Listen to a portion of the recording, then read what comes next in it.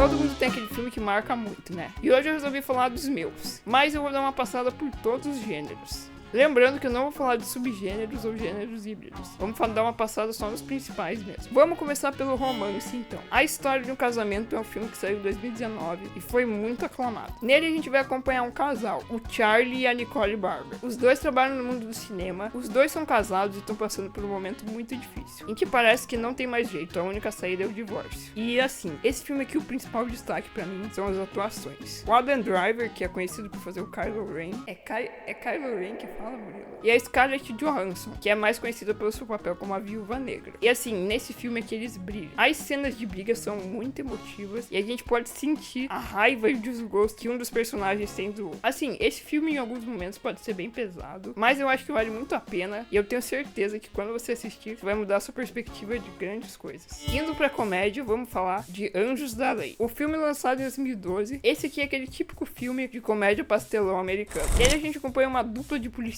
que são infiltrados numa escola de ensino médio pra acabar com o esquema de tráfico de drogas. E nesse filme aqui, cara, eu acho que é o filme que eu mais ri na minha vida. Tem uma cena nele que o personagem principal entra numa capela e ele se ajoelha e começa a rezar. E é nessa cena que a gente vê que o Jesus que tá pendurado na parede tem o olho puxado. E essa cena ficou muito conhecida como a cena do Jesus coreano. Vamos agora pras animações. Esse foi um dos mais difíceis pra escolher, porque o mundo da animação, apesar de não ter diversos estúdios bons realmente, os estúdios que tem fazem muitos filmes e estão nativos há muito tempo. Mas eu resolvi num clássico, então aqui eu escolhi o Corcunda de Notre Dame. Esse filme é da Disney e foi lançado em 1996. Essa é aquela clássica história, né? Que a gente acompanha o Quasimodo, um cara que fica em cima de uma igreja pra tocar o sino, né? Na capela de Notre Dame. E ele tem um problema nas costas, então ele é corcunda. E por ficar muito tempo lá tocando o sino, ele acaba desenvolvendo surdez. E na cidade de Paris, ele acaba se tornando meio que um mito, como um monstro de Notre Dame. E a gente vai acompanhando o desenvolver dele e como isso afeta o psicológico dele. Esse filme, apesar de ser uma animação, eu gosto muito do jeito que eles transportaram Paris pra esse filme. Ela tem um jeito meio melancólica e gótico que eu acho que nenhum outro filme da Disney tem. Indo agora pra fantasia, vamos falar de um dos filmes mais aclamados de todos os tempos. O Senhor dos Anéis, As Duas Torres, é o segundo filme da franquia. Após o rompimento e a separação da Sociedade do Anel, a gente acompanha a trajetória dos personagens em rumos separados. No final do primeiro filme a gente tem a morte do Gandalf, né? E a gente vai acompanhar a jornada do Frodo pra tentar resgatar o anel. Nesse filme aqui a gente é introduzido ao Gollum, que é provavelmente a criatura mais famosa de Senhor dos Anéis. E assim, esse aqui é o filme mais tolkienista da saga. A gente tem um aprofundamento muito grande daquele universo. E assim, como eu gosto muito dos livros, pra mim foi um prato cheio esse filme. Toda a estética visual dele é muito incrível. A gente realmente vive na Terra-média nesse filme. Vamos agora pros filmes baseados em fatos reais. Nesse aqui eu vou colocar um filme nacional. O Bicho de Sete Cabeças foi um filme lançado em 2002. Ele foi inspirado no livro Canto dos Malditos. Foi uma autobiografia lançada aqui no Brasil e foi um dos principais objetos na luta antimanicomial aqui no Brasil. Esse filme vai contar a história do Neto, que é interpretado pelo Rodrigo Santoro. E um dia o pai dele encontra drogas no casaco dele. Após isso, a gente vê a decisão do pai dele de internar ele no hospital psiquiátrico. E assim, esse é um dos filmes mais perturbadores que eu já vi na minha vida. A gente realmente acompanha o inferno que é aquele lugar. Cara, tem uma cena nesse filme que me marcou muito. Um amigo dele,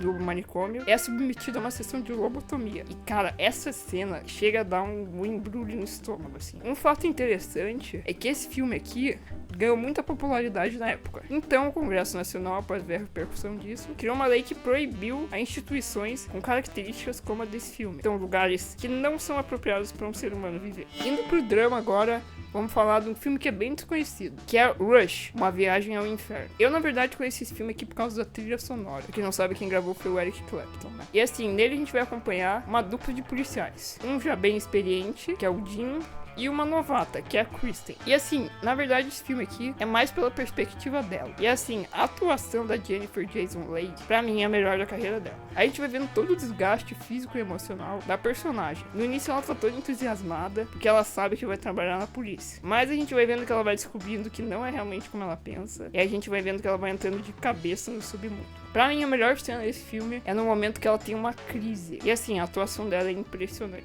E é, na verdade, uma da virada de chave do filme. Se você não viu esse filme ainda, que é bem provável, vá procurar agora pra você ver, porque é muito bom. Indo agora pro suspense, vamos falar de The Prisoners, ou Os Suspeitos aqui em português. Nele a gente vai acompanhar Keller Dover, que é um pai de família, acaba tendo a sua filha e a filha de um amigo sequestrado. E quem fica encarregado de investigar o caso é o detetive Locke, que é interpretado pelo Jake Gyllenhaal. O Keller, após ficar insatisfeito e impaciente com a demora, acaba querendo fazer justiça com as próprias mãos. E é aí que o filme começa a desandar. Esse é um filme um pouco intrincado, que você tem que se esforçar um pouquinho pra ir pegando as pistas e conectando tudo. Mas é uma experiência inigualável. O Hugh Jackman, que faz o personagem principal, a atuação dele é impressionante. Em alguns momentos a gente acaba até achando que ele pode estar por trás disso tudo. O Alex, que é o principal suspeito, é interpretado pelo Paul Dano, que é um dos melhores atores que eu já vi na minha vida. A atuação que ele faz aqui nesse filme é inigualável, assim. É pra mim, sem dúvidas, o melhor personagem do filme. E é o que mais carrega uma emoção também. O filme é dirigido pelo Denis Villeneuve, então você sabe que esse filme aqui vai ter uns momentos que você não vai estar entendendo nada, mas que tem um grande plot twist no final. Indo agora pro terror, eu vou dar uma pequena roubada na lista, tá? Esse filme que eu vou falar agora não é bem um terror, mas pode ser classificado como um terror psicológico. E eu tô falando de Johnny Vai à Guerra. O filme foi lançado em 1971, inspirado no livro de mesmo nome. Quem dirigiu o filme foi o mesmo escritor do livro. Então a gente sabe que é exatamente desse jeito que ele queria essa adaptação. Nele a gente vai acompanhar o Joey, que é um soldado que acaba pisando numa mina durante a guerra e por isso acaba perdendo todos os seus membros e os seus sentidos também. Porém, a única coisa que restou pra ele foi a consciência. Pra o filme não ser muito parado, o diretor acaba voltando para uns flashbacks, assim como ele faz no livro também. E assim, apesar do livro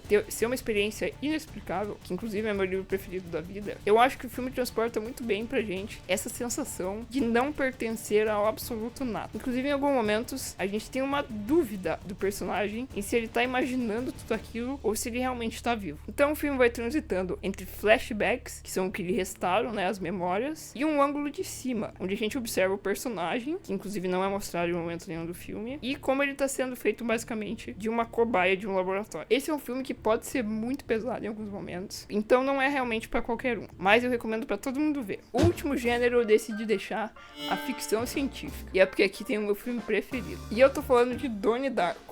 O filme lançado em 2001, o filme fala sobre o jovem Donnie, que um dia acorda em uma noite e vê no seu jardim um coelho gigante bizonho, falando pra ele que o mundo vai acabar em 28 dias, 6 horas, 42 minutos e 12 segundos. E a partir daí, a gente tem o roteiro pra mim, que é o mais genial da história, e que por mais que não tenha explicações, é sem dúvida o filme que mais criou teorias e de conversas e debates na internet. A teoria mais famosa delas é aquela do universo tangente, mas que se eu for explicar aqui, o vídeo vai ter 1 hora. Mas se vocês quiserem que eu faça um vídeo sobre ela, me manda mensagem lá que eu faço. Pra mim, a atuação do Jake Gyllenhaal aqui é a melhor da carreira dele. Ele consegue fazer uns momentos de idiotice em outros que ele só é um psicopata mesmo. A gente tem um monte de cena que são clássicos do cinema já. E assim, pra mim esse filme tem uma aura nele que não dá pra explicar. Eu acho que é tudo tão genial e tão perfeitamente pensado que assim, é o filme perfeito. É o filme da minha vida isso aqui. E bom, esse foi o vídeo. Você acha que faltou algum gênero? Manda aqui nos comentários e faz a sua lista também, né? Valeu e até a próxima.